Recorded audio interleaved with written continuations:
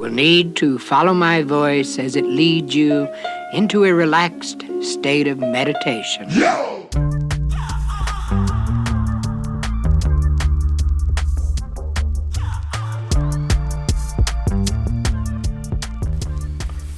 Welcome to the Hobby Grow podcast. I'm your host, Ben Owens, hobby grower and ghostwriter for the cannabis industry. Each week, we'll dive into my network of growers, hash makers, breeders, and mentors to give you insight into their journeys as growers, plus information you can use to grow better weed and make better hash at home. Hit subscribe, roll something up, and let's get into it. To kick things off and get us rolling, this episode we are joined by Greco, the Green Star Grower, Director of Cultivation for Solaris Farms. Drew's been growing cannabis at scale in regulated markets for over a decade. He started in Colorado as a trimmer and worked his way up to a cultivation manager position, and has since managed licensed grows from Colorado to California, Massachusetts to Nevada.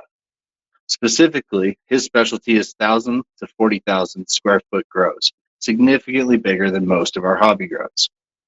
I asked Drew to join me today to talk about his journey as a grower, his take on grow podcasts and what they're missing, his first and current grows, and what's keeping him excited in the grow. Drew, how are you? Doing wonderful, man. Thank you for having me. Honored to be your first guest. Absolutely, man. It's kind of sponsored, or not sponsored, but inspired by you. And, we were talking about being on podcasts and how we all have all these conversations regularly, and why not just throw the recorder on and see what happens. So why don't you, I gave a little bit of an intro, but why don't you tell us a little bit about how you got to where you are and everything in between. Sure. I grew up on the East Coast. So in my younger days, middle school, high school, I started getting introduced to cannabis a little bit, but it was very much a no thing when I was growing up. My mom was a master gardener, so she always had me in the garden with her. I think that's really where I got my green thumb from. My dad had probably like a 200 square foot outdoor vegetable garden in the back of our house that we tended to, we grew pumpkins and squash and tomatoes and peppers and strawberries. So I got a good deal of knowledge about growing just from my mom and dad growing up. When I got into college, I started getting a lot heavier into the cannabis scene, and on the East Coast, I was doing my share of hustling and selling packs so that I could get my free smoke and all that good stuff. But I didn't really grow cannabis on the East Coast. I tried one time in my closet in North Carolina, and it was some of the worst weed I've ever seen in my life. And I was just scared the whole time, man, looking over your shoulder. Like I couldn't invite friends over to hang out at the house because I didn't want anyone to know what I was doing. And I wasn't built for that, man. So in 2011, my brother, who was still living in Virginia at the time, came down to North Carolina, and he was like, look, man, they've got the medical in California. Colorado has medical, and they're saying that they're going to vote it into rec. We need to go out there. So we pretty much just packed everything up and moved out to Colorado in 2011. I started getting into the scene in Colorado when we moved out there. The first place I stopped was a hydroponic shop, and started picking those guys' brains. We found a house to rent, and we knew that we wanted to set up a grow in the basement. So, we were there pretty much every day for the first month that I was in town, just asking them about techniques, what equipment we needed to get, all this stuff, and ended up just working there. I was just hanging out with them so much that they're like, we need another person to work the registry. Like you should just start working. So, I worked at that hydro shop for almost 2 years, and I credit that place with a lot of the knowledge that I have for cultivation, just picking the brains of all the home growers that were coming in. There were a couple of commercial growers who had their rec licenses. They started with their med licenses, and They would come in and buy supplies from us. So I had a couple of guys that were doing some larger scale stuff that I could talk to, but in those early days, I really was trying to focus on organic growing, uh, building soils, brewing teas, trying to stay away from bottled nutrients. And as I moved more into the legal space, I guess, I realized there really weren't a lot of people doing pure organics at scale, and it was a lot harder to accomplish that. Um, when you're dealing with thousands and thousands of plants, it's a whole lot easier just to mix a salt-based nutrient recipe, follow the guidelines they give you, and let it rock.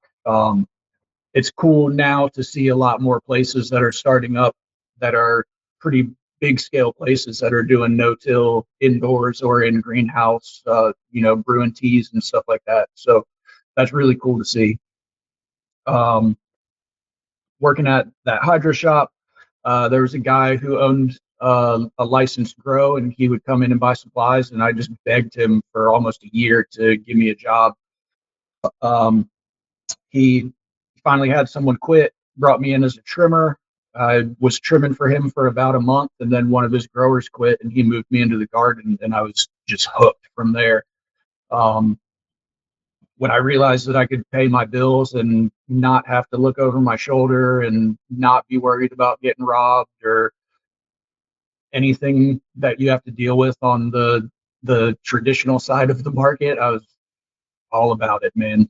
That's what I wanted. I knew that's what I wanted to do for the rest of my life. So that first garden that I worked at was pretty small. I think it was probably no more than 4,000 square feet. We had 4 flower rooms that we were rotating on a 2-week cycle. So everything flowered for 8 weeks. And that's kind of where I learned how to, um, I call it programming a grow, but where I learned how to make a harvest schedule and learned how far before you're putting your plants into the bedroom do you need to take your clones. Just scheduling a commercial facility so that there was no downtime between harvests. Yeah. And then in 2015, I started applying to some of the bigger grows down in Denver. I was living up in northern Colorado. There was 2 or 3 smaller sized grows that were up there that were um, licensed facilities. But down in Denver, I was hearing about these huge, massive warehouses that they were putting up, and rooms with 100 or 200 lights in them. And I kind of knew that that was the direction the industry was going in, that if I could learn how to manage a facility of that size, that I would be able to kind of stick out from people that had only grown in their basement or grown in the closet or something like that. So I moved down to Denver in January of 2015, started working in this giant 120,000 square foot warehouse that was tiered facility. So it was 5 tiers tall. Um, if you literally imagine just walking into a Home Depot and all of those racks are filled with 3x3 trays all the way up to the top, that's exactly what this warehouse looked like. That's insane. Yeah, dude, it was nuts. We were driving around on Crown industrial lifts that we had to hook ourselves into because the lift would pick us up, 25 feet off the ground to work on those top tiers. So it was absolutely insane. But I started at the bottom. I came in as a general laborer. I spent about 8 months just cleaning reservoirs. We had a flood and drain system. So on the floor, there were 75-gallon reservoirs, and they would pump water up the tiers to all of the trays that were on each tier. It would sit in that tray for 2 or 3 minutes, and then it would drain back down to the reservoir. And we would feed, 7, 8 times a day like that. So runoff went into the same reservoir that was pumping right back into it? Okay. It did. Yep. So I spent 8 months just cleaning those reservoirs. We would clean it like every 3 or 4 days. We would have to clean, scrub, and then remake reservoir with new nutrients. Okay. So I did that for And this about is 8. like a sizable jump from, I would say, the basement being like your first, excluding the closet. Like, what were you? Was it like a 4 liter or like an 8 liter? Yeah, What were you? yep. Something like that. We had 4,000 watt single bulb HPS in the old school, like 4x4 hoods or whatever they were, the air And cooled going hoods. to 5 tier, what, like 1,000 Uh, lights? How many lights do you have in there? I couldn't even begin to count how many lights we had. Over 80,000 plants in the whole building, and that was just the first phase that was open. Like they were building the rest of the building as they started growing. So Okay. I got hired on shortly after the first phase was operational, and helped with putting together the lighting to be attached to the racks, helped them put together the irrigation hoses and stuff for the irrigation in the second phase, and cleaned reservoirs all day long. So how did you go from cleaning reses to like actually getting to do stuff in the grow? And were you growing still like at home and doing your own project as well? Okay. Yeah, And so I like if still you were had just, I still had one light at the new house that I was at in Denver. I was still doing soil at home and brewing teas and trying to keep up with what was going on the organic side of things. Um, but really putting my head down and just busting my ass cleaning those reservoirs showed everyone that I was in a position to, like my manager who was designating tasks every day, putting my head down, cleaning those reservoirs, and being the first person every day coming up to him and say, "Hey, I'm done with the list of reservoirs that you gave me. What do you need me to do next?" And that really showed them that I wanted to be there. I wanted to learn. And so once I was done with cleaning my reservoirs every day, they would put me on to plant work, or um, let me help with a harvest on the flower side, or help with cutting clones, or they would put me into some position where I was able to touch plants and work with the plants. very cool. Well, and attention to detail and, work ethic show massive, improvement For and sure. commitment to the whole thing. Like it's something that I've talked about with a lot of growers, like especially because we all hate cleaning. Like Yeah. how you do anything is how you do everything, right? Like so if you can showcase that and whatever your focus is, like it's gonna benefit you even if it sucks. 100%. Yep.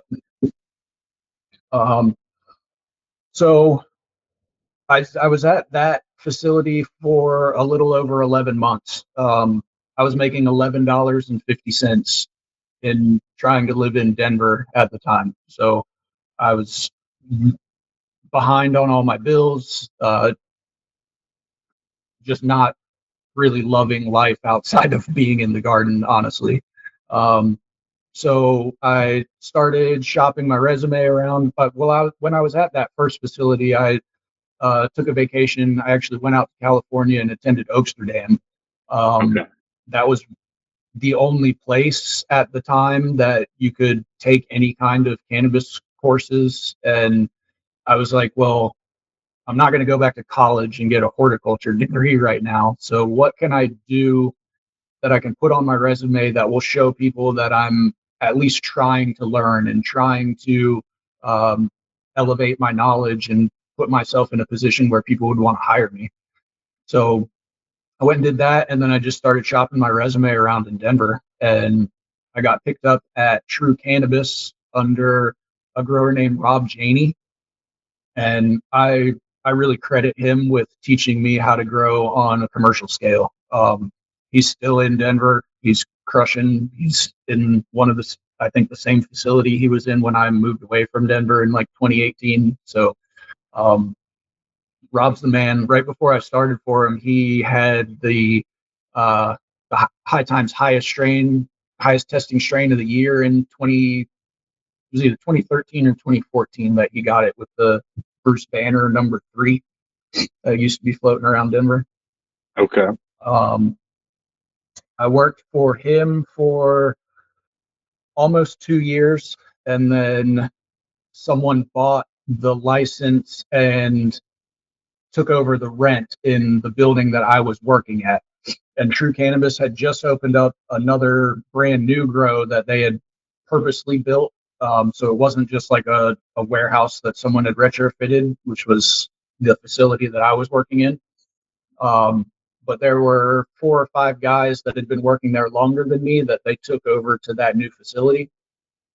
And then when the people bought the facility that I was working at, they basically told me they didn't have any spots in the garden at the new facility. I could go to the new facility and be a trimmer, or I could stay at that facility with the new ownership team because they hadn't hired anybody yet and they needed people to work there. So I tried to stay at that facility, but the new head grower that they brought in just had no idea what he was doing. And even me being as uh, fresh into the industry as I could see that he had no idea what he was doing within like 2 days.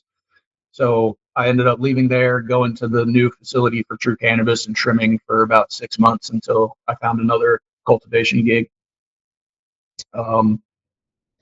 Bounced around to a couple other places and then got my first management position in 2017 with a facility that was called Mayflower Farms in right on the border of Aurora and Denver. They had a 50,000 square foot facility. We had 5 flower rooms and 2 veg rooms, so about 27,000 square feet of canopy, I believe. So it was a large grow. Each room had about 100 lights in it, and I was in charge of everything from propagation all the way through packaging. So when you're running like that many small rooms, and I say small loosely, I mean 100 lights is still pretty big. Do you treat it like individual grows? Like, are they like, individual silos, so to speak? And like from a home grow perspective, like I think of tents, right? Like you have, if you're running multiple tents, each one is its own little thing. Is that essentially just on scale what we're talking? Yeah, for the most part. I mean, each room is going to have its own little quirks and um, dead spots or hot spots for heat, airflow, light, all of that stuff. But they're So not yeah, sharing like one big res, or they're not, they're all sort of independent systems. yep. So each room has its own reservoir, its own set of nutrients. Each room is controlled individually so that we can adjust temperature, humidity, CO2, and light levels in each room specifically for that room. Okay. Yep. I guess really the veg is the only thing that was. I mean, it's its own room. We run it as its own room, but the veg was just one. I guess you'd call it SOP. We did everything the same for all of our veg, and then as they go into flower, we would prune some strains a little bit differently, depending on what strains were in what rooms. Light levels might start a little bit lower. Yeah, just stuff like that. Okay. Basically monocropping each room. Yep. Okay. Yeah, I love facilities that have 5 flower rooms because I can run a 70-day cycle and harvest every 2 weeks, which means if I have plants that finish in 56 days, I can take those at 56. I can take plants at 63 days. In theory, we could run plants all the way up to like 67, 68 days and still have 2 days to clean and sanitize and reset the room for the next flip. So anytime I'm designing or building out a new garden, that's what I aim for, either 5 or 10 flower rooms, because you can run that 70-day cycle, which allows you to run almost any genetic that's out there. I mean, you're not going to be able to get those hazes or super long flowering time cultivars, but for the most part, a lot of the popular stuff out there runs 63 to 70 days right now. So I Yeah. like that setup. Okay. Um, so I was at Mayflower for just under 2 years as well. We took over that facility and they were averaging, I think, about 45 grams per square foot.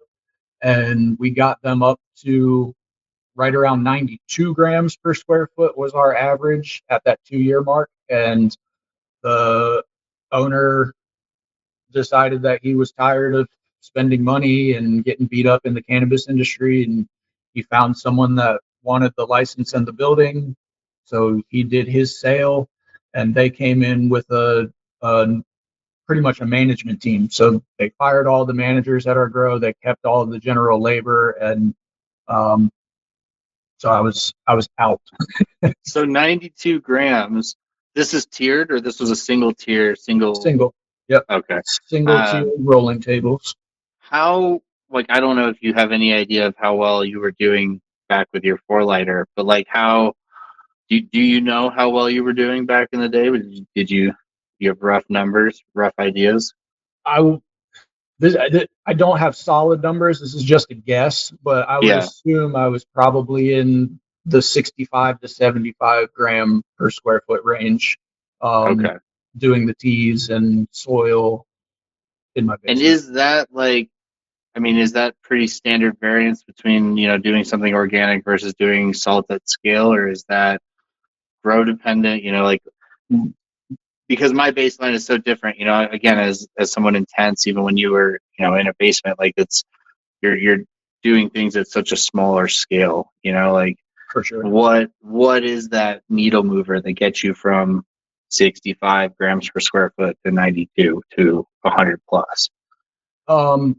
Environment, I think, is the biggest thing, being able to control your environment the way that you want to. Um, and then plant spacing, like how many plants are you able to put into the amount of square feet that you have and not be fighting botrytis and powdery mildew and bugs and all of the things that come with stuffing too many plants into a room. Um, when I was in my basement, I had the four lights, but I never had more than, I think, 8 plants, maybe 12 plants in a room. So Okay. the grams per square feet is going to be a lot lower than if I had 24 plants in that same space.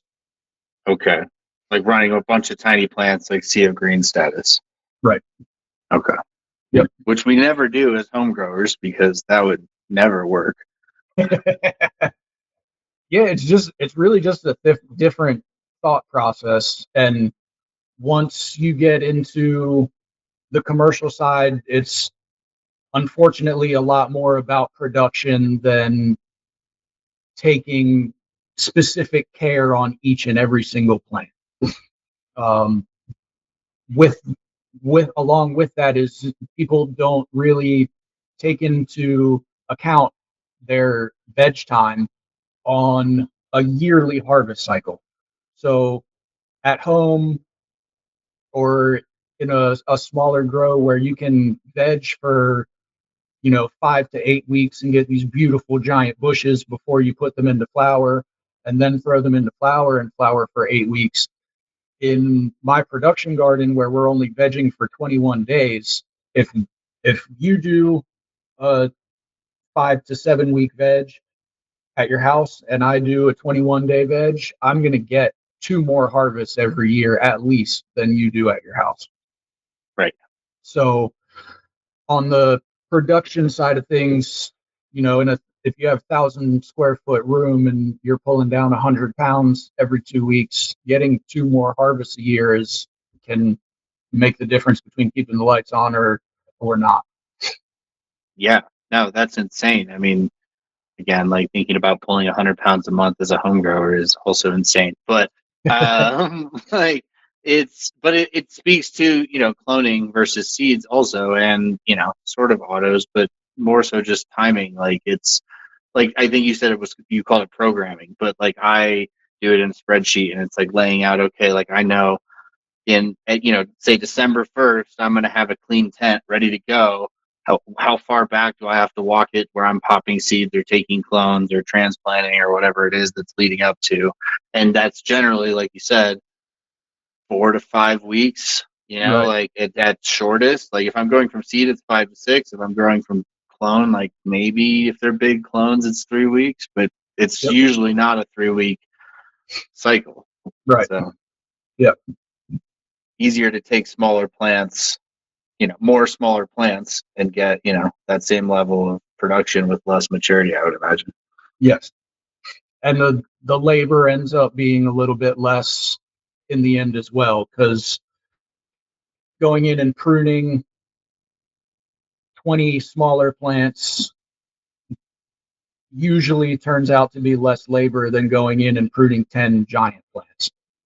Even though you have less plants, there's more foliage and more leaves that you need to take off of those giant plants than there would be on the smaller plants. So Yeah. pruning, defoliating, all that stuff is a lot faster when you have smaller plants. Do you find, like, when I have tried to run more smaller plants, like even doing 9 plants in 3 gallons versus doing 5 gallons in a tent, the smaller the pot, the more I run into issues with lockout and salt buildup and like everything that root bound and everything that comes with that. Like, do you make adjustments to what you're doing to account for those smaller pots? Are you running like Rodan? Like, what are you? How do you do that? So I generally use 1 gallon compressed cocoa bags. So we expand the cocoa and then we plant our clones right into that 1 gallon. And the whole cycle they spend just in that 1 gallon. So monitoring my 1 gallon pots is crucial for the entire cycle.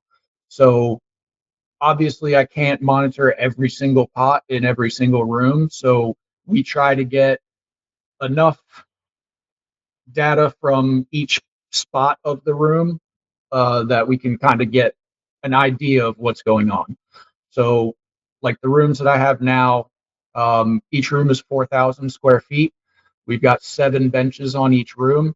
So, on each bench, I have a little saucer under 7 pots.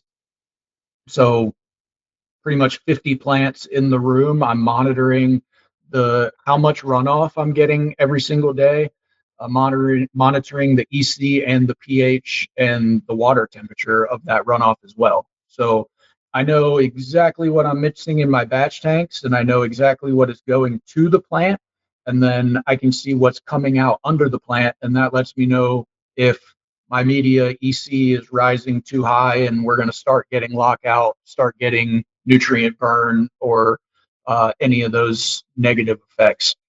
And pretty much once I see my EC of my runoff get to a certain EC, which is usually around 3.0, I try not to let my runoff get higher than the 3.0. Okay. I'll do a T flush. We'll mix up some kelp, some humic, and some microbes, and just drench the pots until we get runoff, and that'll bring our EC back down to around the 2.0 or 2.5 where I'm trying to keep it at, and then I'll go back to feeding my salt mix the next day. And we're monitoring every single day, just waiting for that runoff EC to get to that 3.0 level that we don't want to go above, and then we'll hit it with a T again. Okay, so how often are you approximately, like, are you doing a T hit, like every few weeks or every About once a week. once a week? Okay. About once a week, yeah. So when we get into the later weeks, like week 6, 7, 8, it turns into like every 4 to 5 days we're doing it. Okay. But then again, once we get into week 8 and week 9, I'm starting to flush everything. So I don't do teas in the last 2 weeks. I'm just Okay. bringing my feed EC down and starting to flush the plants. Okay. Do you use any finishing products? No. No, just straight water only. I cut. So I have a stacking recipe I Okay. feed front row agriculture. Okay. So I have a stacking recipe that I do weeks 1 through 2.5, and then we switch to a swelling recipe, which is a little bit less nitrogen and a little bit more P and K. And Okay. then I have a ripening recipe, which is almost no nitrogen and really high P and K. And Okay. I'll start that ripening recipe like in the middle of week 7. I'll run that for a week, and then I cut it in half. And I run half of that recipe for 3 days, and then I cut it in half again. And I run a quarter of the Yeah. recipe for 3 days, and then I do RO for the last day. Okay. So I guess, that lends itself to a question. Like, it doesn't sound like you're a huge believer in the traditional flush of like cutting off nutrients 2 weeks before intended harvest. No, No? I mean your plants are taking nutrients in until the day that you chop them down. Those last 2 weeks are when you see the majority of the bulking in your plants. I really feel like if you're not feeding them at least some kind of P and K in those last 2 weeks, that you're missing out on the majority of the weight that you can get from those plants. But so, how much of, because I also know there's buildup in the substrate, right? And so like you're sort of trying to time burning through that as well. Like, how much buildup is a reasonable amount you can expect? Like, could it reasonably support a few days, or you're saying that if you're not supplementing, that plant's burning through any P and K probably at that point? Well, it depends on the EC that you're feeding and how high you're letting your EC get in your media. Okay. So, especially when you're feeding with salts, every time your media dries back, your EC goes up because you're Yeah. losing that moisture that's in the pot, but those salt molecules are staying in the pot, and they become technically more concentrated, so the EC goes up. Okay. So part of what those teas do every week that I'm feeding is bringing that EC in the pot back down to where I want it, so that that buildup isn't in there. Even if Okay. I wasn't doing that and it was building up, I don't think that buildup would last for more than a week with the way that our plants are eating. So if I completely cut feed out 2 weeks before we harvest, that week 8, yeah, they would be feeding on what's in the pot, but that last week that they're still bulking and still ripening, they wouldn't have Starving. anything to yeah, they wouldn't have anything to feed off. They would just start eating themselves. Okay. No, that makes sense. Like, because I generally start to titrate down, but I don't completely cut off until like 10 days before typically, but seemingly maybe I should give it a few more days. I would try it, see how it Yeah. works out. Okay. Well, can't hurt. Yeah.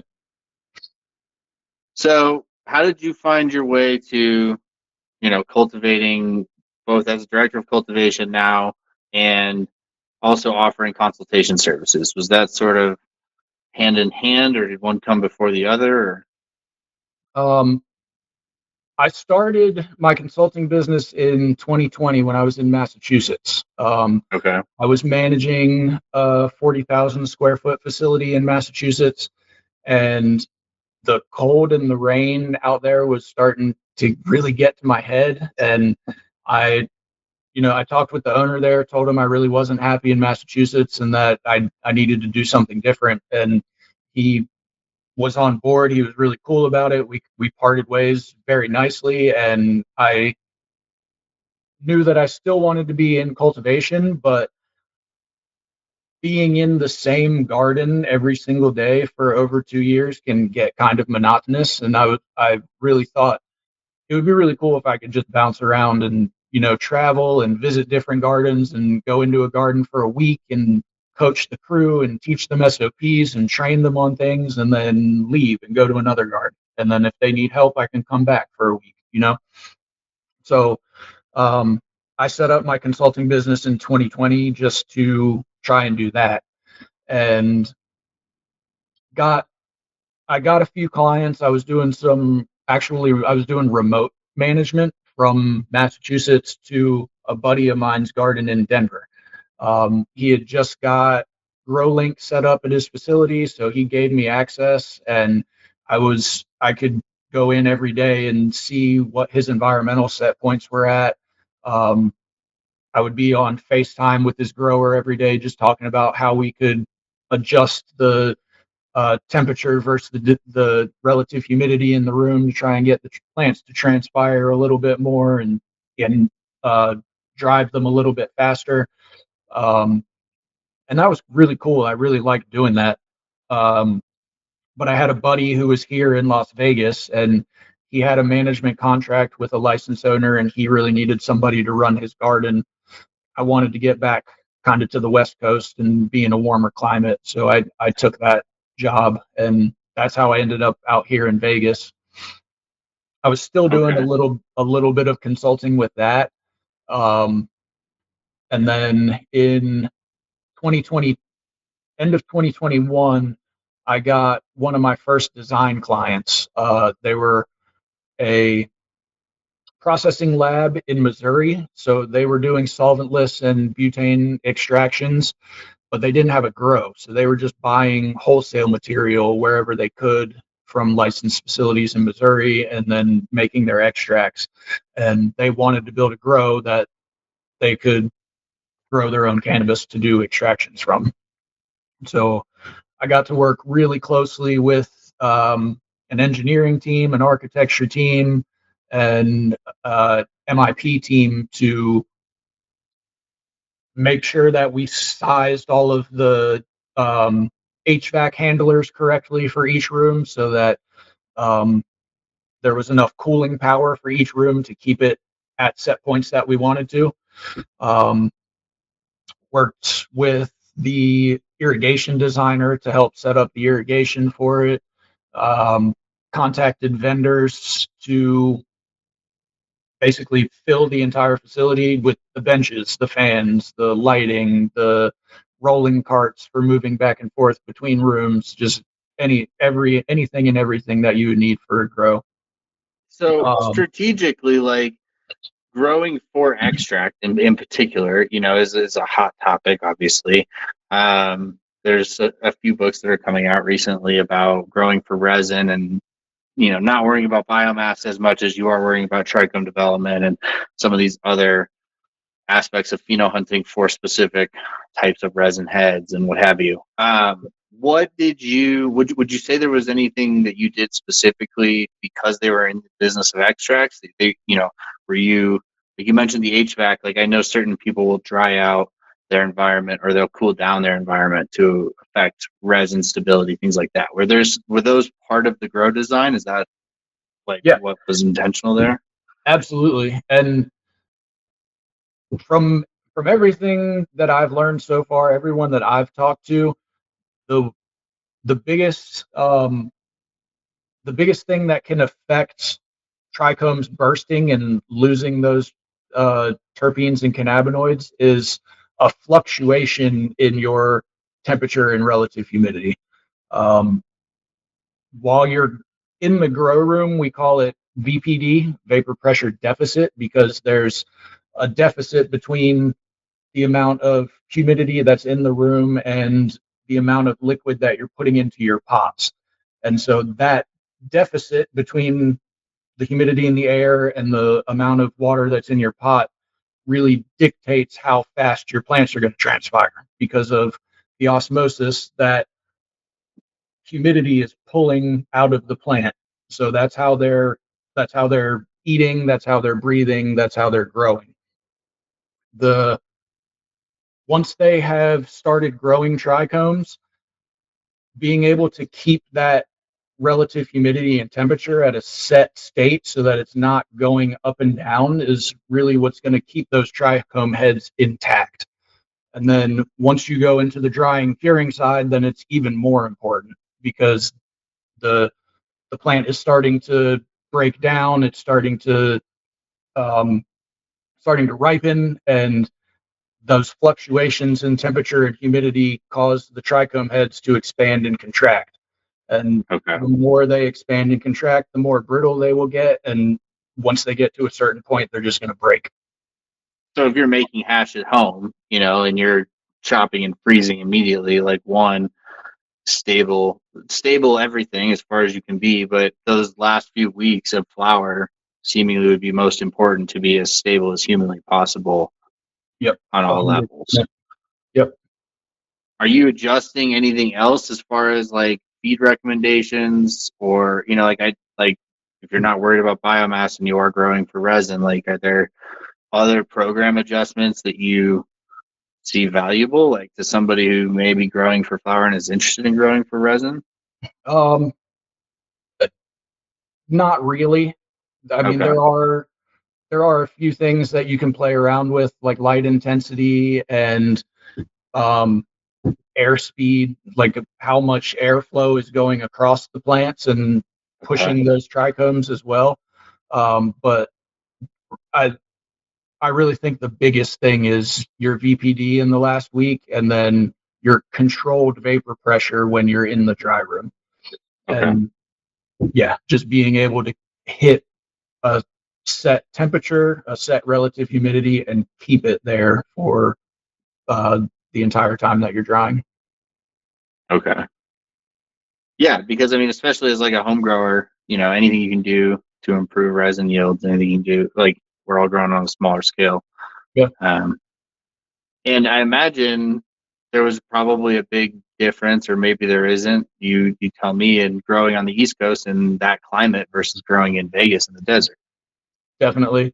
Um, the majority of that comes in the dry and cure process. In the Okay. in the in the flower rooms, the plants like it hotter and humid when they're growing. They thrive in hotter, humid environments. So in on the East Coast, it was easy to keep it hot and humid. It's way more humid over there on the East Coast. Here in the desert, adding humidifiers to all of our rooms. I've got a really nice misting system in the greenhouse to just mist the rooms all day to keep the humidity high enough. Um, but yeah, really the big difference is on that dry and cure. And I found on the East Coast, we had usually in Colorado, I was drying for like 9 to 10 days because of how dry it was out there.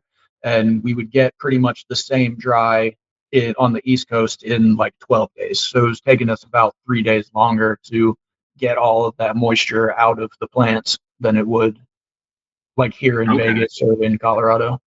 So this is great because I was just talking to a buddy of mine in Hawaii, and he was asking me how long he should be drying his buds. And I told him that because of his climate, he was looking at least 2 weeks, probably three, versus like here in Denver, the shortest, like I'll do 10 days, and I'll start picking at the buds on the branches. But like, is that, would you say that that holds true? Like for a more humid climate, like you're looking at an extended dry time, or would you just say amp up the equipment and, stick to the schedule? I mean, even even if you up the equipment, just the air pressure from the that humidity, it changes everything. So yes, I think in a more humid climate, you're always going to be looking at a couple more days of dry time. I Okay. don't think it would be a full week, but Okay. yeah, like I said, I think it was about 3 days difference between the East Coast and where I was in Colorado in Denver. Okay.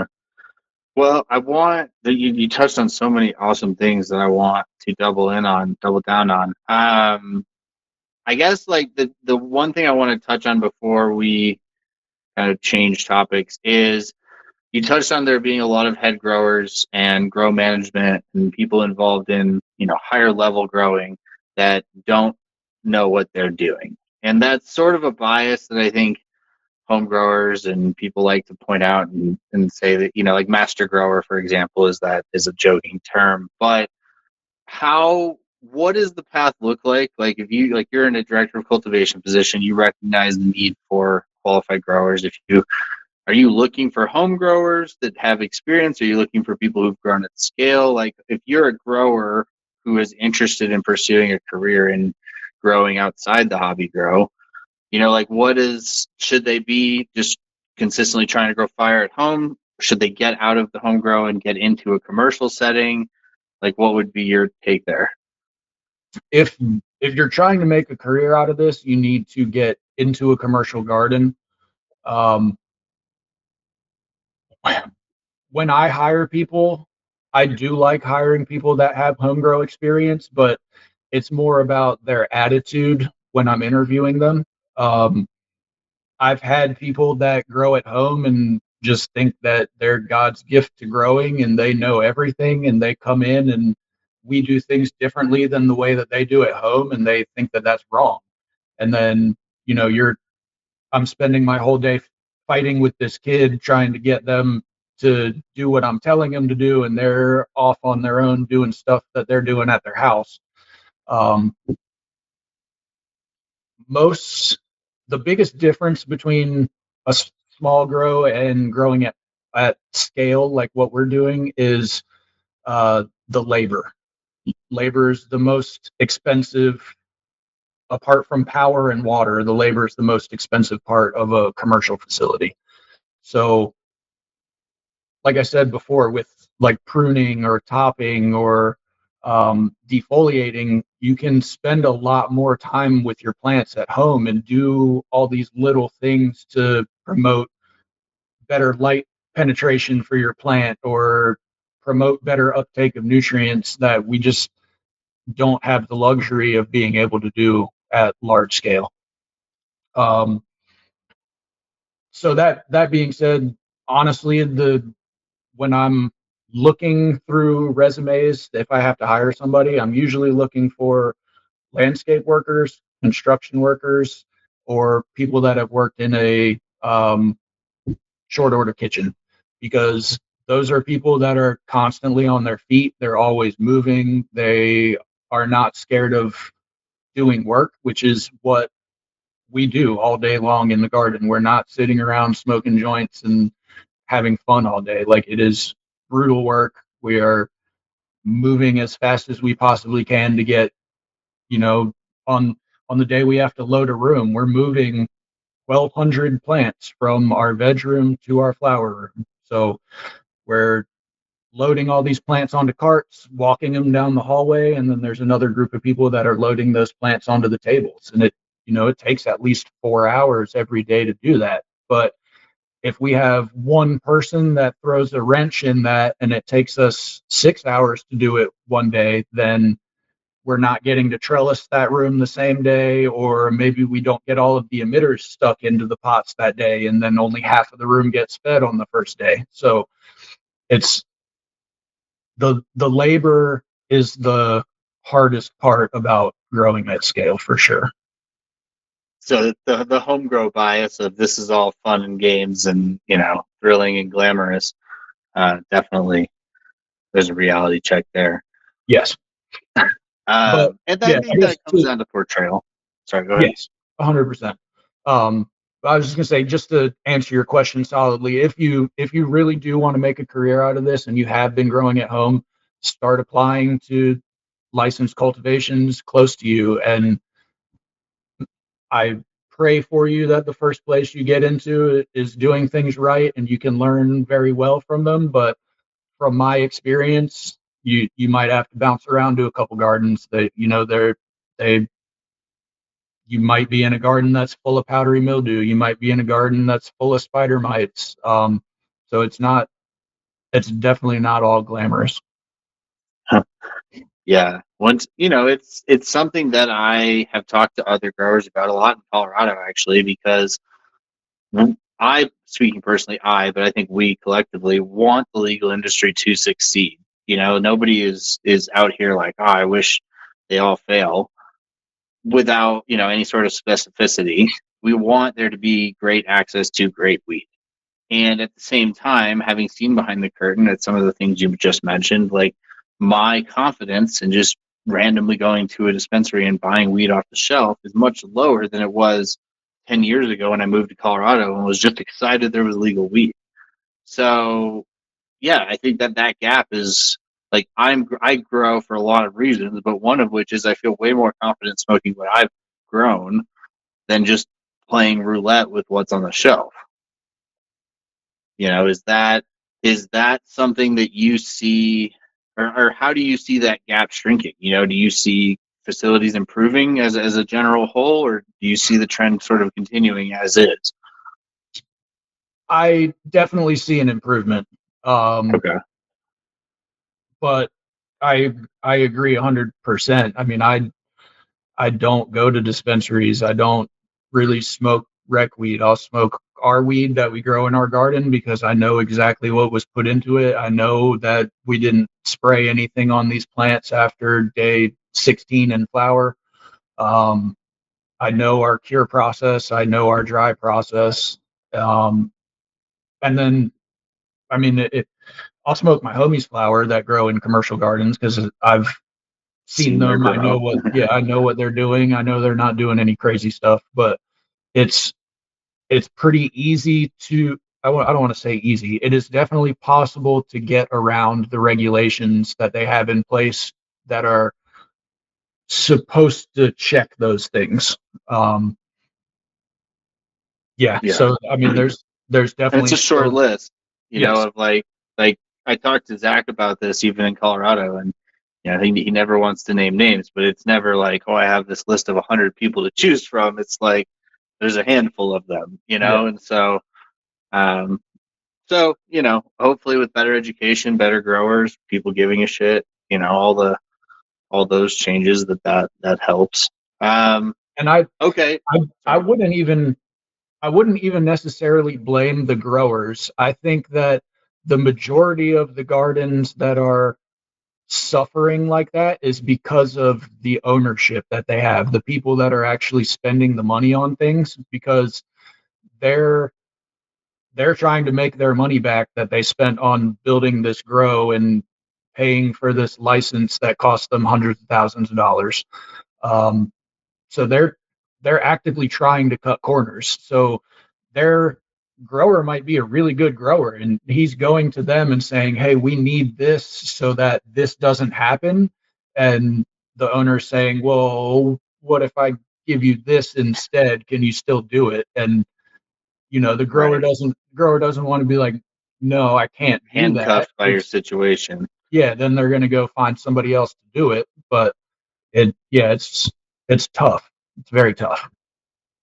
Yeah, I mean, I think that's a very valid point. It's as a home grower, it's all on me. Or if I have a plant sitter or my wife or somebody else, but like generally speaking, it's all on me. Whereas I don't have to negotiate. Hey, I need to go get more of this sterilizing agent or whatever. It's Right. not like, hey, we have $1,000 budget, do what you can. Like so. Um, yeah, I mean, it would be nice in an ideal world if management trusted their growers more. But to your point, you also have the other side of that coin, which is people coming in with whatever works in their six plant setup, and maybe that was lucky that it worked and not by design. Yeah. And there's a lot of misinformation going around on the online too. So, you know, some of these owners are plugged in on social media, and they're asking people that they shouldn't be asking how to solve this problem that's going on in their grow, and someone's giving them the wrong answer over here while their grower's giving them the right answer, but the grower's answer costs more than this guy over here, so they're going to go with whatever this guy over here said, even if it doesn't work. Yeah. Well, transitioning a little bit to a different topic, podcasting as a whole, which is sort of the same topic as a basis for poor information sometimes. Um, like I introduced this because one, obviously, this is my first go around at this, and I've resisted doing a podcast for 5 years of writing about growing weed. And so I wanted to pick your brain on sort of what gaps you see in this and what podcasts you like and all of that fun jazz. But like with the context of when I was first learning to grow, I don't think I paid a whole lot of attention to podcasts other than the novelty factor. And I would say like 2 to 3 cycles in, all the way through like 4 years in, was like all I can do to drink in as much Kool-Aid as possible. And after that, again, sort of turned the faucet off. And now I'm very selective about the podcasts I listen to for, I think, the same reason, that quality of information, that now I have a better bullshit detector because I've been doing this longer and heard more stories. But on your end, are you a Grow podcast guy? Do you listen to Grow podcasts? Do you have any in particular that you enjoy? I do listen to some. I'm not like an avid listener of podcasts. I'm more interested in the person that they have on at the time. Okay. So So guests will drive you to a yeah, specific program. yep. So um, yeah, usually it's like one of my friends or someone that I really look up to in the industry is on a podcast, and I'm like, okay, I'm going to turn this on so I can hear what they're talking about. Um, Okay. the We the Growers podcast. I think it's Athena based, so they do a lot of Athena nutrient promotion on that podcast. But they do have a lot of smart growers, and those guys at Athena are really smart as well. They definitely they know how to grow some good weed. Um, so I do like that podcast. Home growers cringe. um, I know Miami Mango just started a pretty cool podcast where they're talking about all their Troll Master and Think Grow products, and he has some really knowledgeable guests on there as well. Um, Are there specific topics that you are looking to these guests for, or are you just like continued education from people you already trust for information, or is there like specific things that you're focused on that you're actively looking for content on? um, Sometimes it might be specific things, but usually it's just trying to soak up game and knowledge from people that have been in this industry and doing what we're doing for a number of years, and either just hearing their story of how they've battled through this industry, or um, picking up some kind of tip or trick that they do in their garden that might help me. Okay.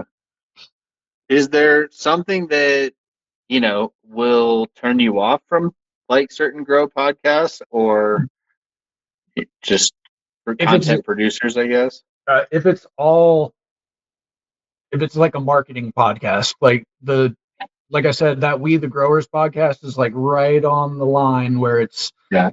almost like, oh, I don't want to listen to this anymore because they're just trying to sell me Athena nutrients. But Well, and at the same time, everybody's got to get paid since YouTube cuts off their ads. exactly, yep. So, um, yeah, if I don't like feeling like people are trying to sell me shit that I don't want. So if if I'm listening to a podcast and all they're talking about is this one product that they have that solves all your problems, that definitely really turns me off. Yeah, I can appreciate that. I say that's the downfall of most of these podcasts that I start watching is, again, somebody had to put the investment in to start the podcast, whatever that investment looks like, time or money or all. And the first few, they're like, yeah, this is great. Like, we've got some good topics. And then they're like, all right, we're getting pressure from the guy who paid for the studio to start selling shit. you know? Yep. Um, So yeah, I mean, my big thing and something that I've been looking for more is advice tailored towards the home grower specifically. Is like there's a lot of it out there, so it's not like that we're like, oh, there's nothing there, but there's a lot of regurgitation of the same stuff. It's the same Right. 101 course syllabus, and for someone who isn't necessarily struggling but wants more information, it's I feel like there's this sort of pseudo wall that it's like it's not gatekeeping, but it's like let's just talk about the same kind of things. And from a perspective of largely commercial and or finance, like if you look for cannabis podcasts, most of them in general are about the cannabis industry summed up for someone who's day trading stock. Right. And then like beyond that, there's a fair amount of grow podcasts, or, I would say there's tons if you include all the random YouTubers who are making their own series, but people who have actually invested in a brand and have this ongoing podcasts. Like there are quite a few good ones. But I also feel that there's never enough good grow content out there. Everybody has, it's sort of like a gym coach or a therapist or whatever you want to call it. Like you're going to find somebody who you vibe with, same Right. information coming from a different person, Yep. different sources. Yeah. So, okay, well, you're not a frequent podcaster, but do you have an opinion on how many podcasts is too many? Like, our growers, like, 52 a year, once every week, is that pushing it? Yeah. I mean, you're gonna run out of stuff to talk about if you're Well, just and how much time do you have a week to listen to podcasts? Are you in the grow Right. listening to 8 hours a day of content? No, not at all. I mean, Right. technically I could, but no, definitely not. All right. Well, let's get into some rapid fire stuff because I know we're getting up on the hour mark, and I want to be respectful of your time as well as Cool. listeners, since we're doing this and want them to listen. Okay, so just like rapidly, your first grow setup, recapping: 4-lighter in a basement, single 1,000-watt HPS. 5 What gallon else? smart pots, 5-gallon smart pots, Fox cocoa, Farm soil. Fox Farms. Okay, were you running GH or what were you running? No, I was brewing teas from. I was using bat guano, earthworm castings. Shit, what did I use? Some kind of shellfish powder. Um, that was the majority of it. Molasses, some Okay. humics. The very, very Six-week first. veg, or you sea of green, or what were you? No, just we're doing like an 8-week veg, getting pretty good sized bushes, and then flipping those. Okay. The very, very first grow I ever did was age old nutrients and Botanicare CalMag, I'm pretty sure. Okay. And that came out pretty well. And honestly, one of the biggest yields I've ever hit in a commercial garden was with age old organics, which is like their new line that they came out a couple years ago. Okay. And I used just that for one round and crushed it. Oh wow, really? Okay. Yeah, I That's was cool. pretty surprised. And so, without detouring too much, the nutrient rabbit hole. I was talking to a couple people about this recently, and when it comes to like multi-part systems, like I run New Millennium, but I've also run Grow Dots, which is just throw it in the thing in water. Um, it's seemingly micronutrients are like the big difference. Like, if yes, you need to know when to cut off nitrogen, when to up potassium, but like, would you say that holds true? Like any system, you could probably, it's not going to be a big difference in just those main part A, part B, whatever your base is. Is it, or would you say that there is a significant difference brand to brand? Not it's not a super big difference, honestly. Okay. Your NPK might be off by a couple of numbers, and some of your macros might be or micros might be off by a couple. But for the most part, if it's a nutrient program that's designed for cannabis, then it has to have those 16 elements that cannabis feeds off of. Okay.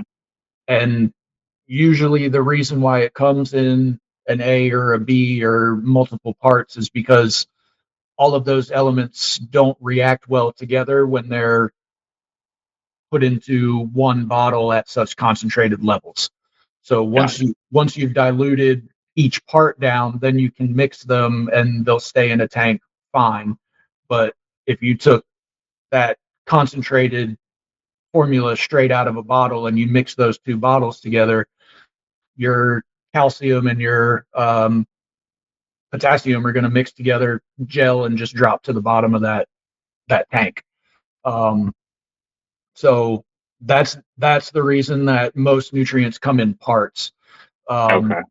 But with that being said, there's a lot of companies that are starting to make a one part base nutrient, like Yeah. Axe or Peters or HGV. Front Row has one called Component Plus, and that's what I run right now. Um, it's technically a three-part feed because I have to add calcium nitrate and I have to add MKP, which is like the bloom booster. Okay. But it's still a very, very simple way to mix, a simple recipe. It has everything that the plant needs, and um, at a commercial scale, for me, that's just the easiest way to do it right now. Okay. And so we're trending into my next question, which was your current grow setup. So the front row ag, basically those three parts. And then are you doing any teas or Yep. like you're doing the once a week Yep. fulvic humic? Humic, kelp, and microbes. Okay. We do our kelp is from Ventana Plant Sciences. My humic, I can't remember the name of the manufacturer. It's called Ion. Okay. I can't think of the name of the manufacturer right now. And then for microbes, I'm using Impello Biosciences. They're from Colorado, up in Fort Okay. Collins. They have a product called Continuum. I used to run their Tribus formula, which is just 3 strains of Bacillus, the Bacillus subtilis, and then there's 2 other that I can never pronounce. Okay. Um, the Continuum is those same strains, but they when they brew it, they brew all those microbes together instead of individually. So the Got it. Tribus, they grow all these microbes individually and then put them together in the bottle. With the Continuum, they grow them all together, and there's a lot of exudates and, like, I guess, uh, side nutrients that come off of those, the way the microbes interact with each other and um, the way that they bloom in that bottle. Um, Okay. it just adds a little bit more umph to them. Okay. And then I guess lights. You got any preference on lights or substrate or anything else? You're running cocoa. You're running And yep, Rockwell. running cocoa, um, Evolution Cocoa Core right now. It's a Okay. 70% pith, 30% core. So I have a lot more chunk, like, Okay. in those bags. It allows them to dry back a lot faster than just the solid core bags. Okay. Um, for lights, I have 3 rooms that are still double-ended HPS. I have two Okay. rooms that are LED. Are you Um, using those strategically, or that's just budget allowed? that's just how the facility was set up when I took over. Okay. They got a rebate from Rapid Grow, I think is the name of the brand. It's a brand out of California. Okay. Um, with it being the greenhouse, I try to use the sun as much as possible and turn the lights off during the day. Um, what I have noticed is the LED rooms always look better. They yield a little bit more, but the HPS rooms always smoke smoother and have a little bit higher of terpene results when we get our test back. And Um, that's all under sun too. That's all mixed light with sun, or you? Okay. yeah, yep. And the only thing I can attribute it to is the spectrum of the HPS. They have a lot more of that red than the LEDs do, and the heat that they put off. It's easier to keep my temperatures higher in those rooms, and I think that is affecting the terpene results. But so like you're only running lights then in veg, right? Then, or We have you're them in the running. flower rooms, so like if it's a Okay. cloudy day, or especially in the summer here when it's 120 degrees during the day, I have to close my curtains because that radiation from the sun will just fry the plants. So Okay. I'm closing my thermal curtain during the day, and then I keep my lights on underneath that curtain, between the curtain and the crop. Okay. Yeah, the crazy desert, man. Yeah. Yep. I'm assuming you're not hand watering and that you're irrigating. Yes. I have a Trollmaster Aqua X Pro. I think it's the Pro. It's the middle one. That's controlling all of my irrigation schedule. So we mix our salts into 50-gallon stock barrels, and then from that stock barrel, we take a certain milliliter per gallon and add that to a batch tank. Each room in the building has its own batch tank. So every day we're mixing a new recipe for each individual room, and then it goes directly from that batch tank to its designated room. And Okay. then with the Trollmaster, I can program my P1 and P2 shots for crop steering, which I don't do as heavily as people indoors or with thousands of sensors in their building, because I don't have enough sensors to really push the pedal on that, because Yeah. it would just get out of control way too fast. So, it sounds like, in talking to you, but also, other growers, but one of the biggest differences between doing this on a smaller scale, whether that's like a 4 light room, or tents or whatever that looks like, and doing it at the scale that you're at is, would you say, like, consistent systems and having to rely more on like technology than being able to just be the guy that spots the thing or does the thing? Yes. With labor being the most expensive part of any large scale facility, automation is important. The more you can automate, the less labor you have to have in the building. Um, Well, and so, they can be doing other things like right, IPM applications or right, whatever. plant work, yes, whatever the important things that need to be done. So that turns the growers really into uh, equipment monitors. We're Yeah. we're doing walkthroughs every morning to make sure all of the equipment turned on when and how it was supposed to.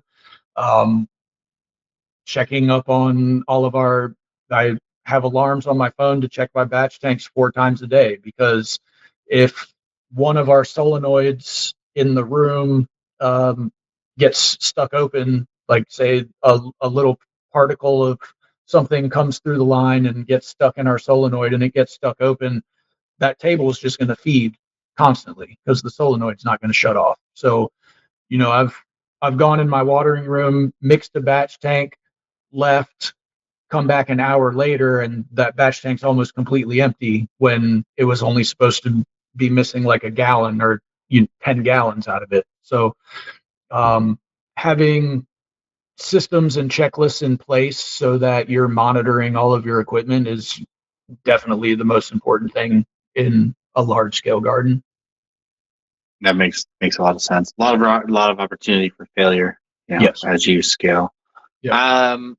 What genetics are you running right now, or if you prefer, a short list of breeders that you would recommend for home growers? Um, so all of the genetics that are in the garden right now that are currently in production were there when I took over. Okay. Um, my favorite in the garden right now is our Hindu Skittles. Um, Very, very heavy Hindu smell and taste on the inhale, and then just a little bit of candy on the exhale. And I Okay. love that one.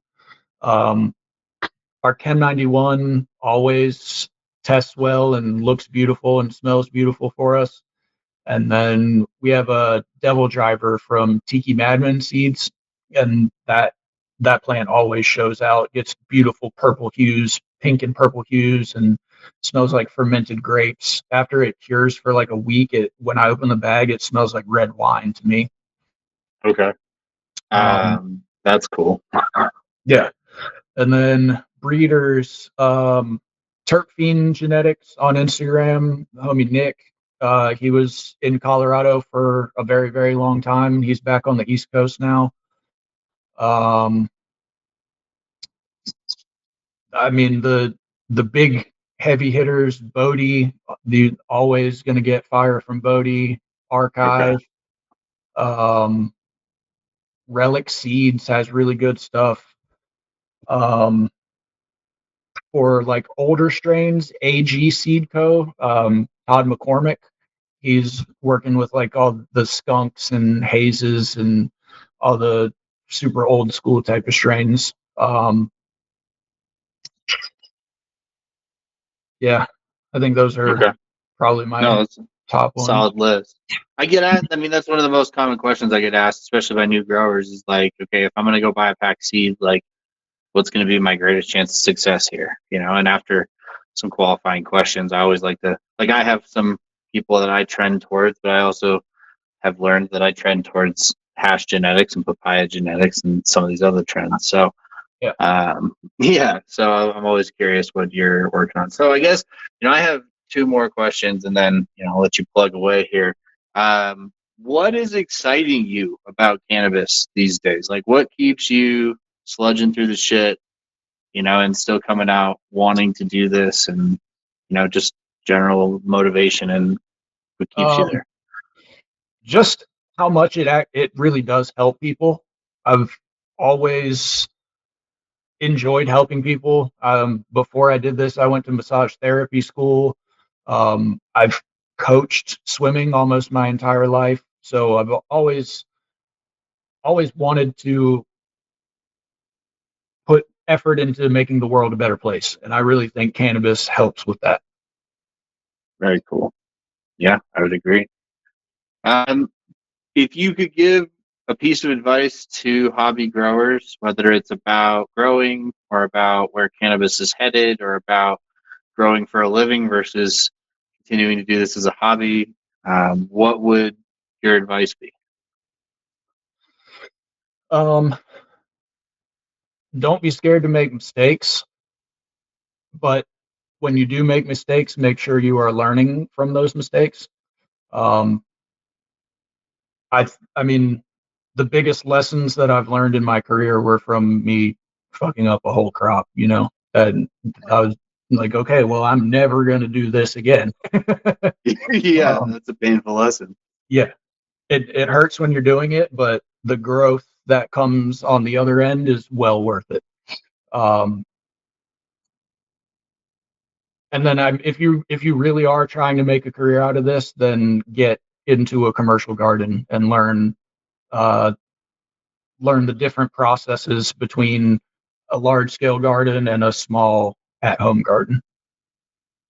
Okay. Well, before we end it, I do want to give you a chance to plug all the things you're working on and tell people where they can find you, how they can find you. So let them know Cool. where we got. On Instagram, greenstar_grower. I'm on LinkedIn pretty actively as well. You can check out my website at greenstargrower.com.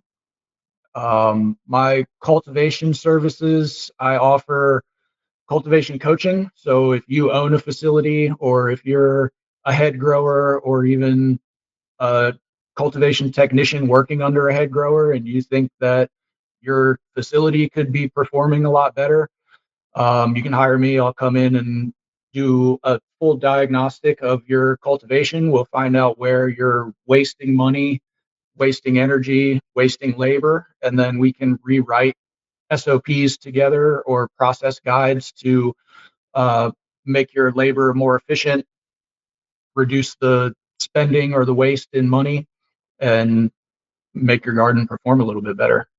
Um, I help with design and build out. Also, I do have a construction background. I am not the person that is going to be making your drawings for you, but I have engineer firms that I work with that can give you stamped drawings from um, for your facility. Um, and then I do a little bit of IPM consulting as well. So if you have bugs, pests, mildew, PM, you can hit me up and we can figure out an IPM plan for your garden. Awesome, man. Well, I appreciate you taking the time to have this conversation and Yeah, man. Thank giving me you. the kick in the ass to try this podcast thing out and see how it goes.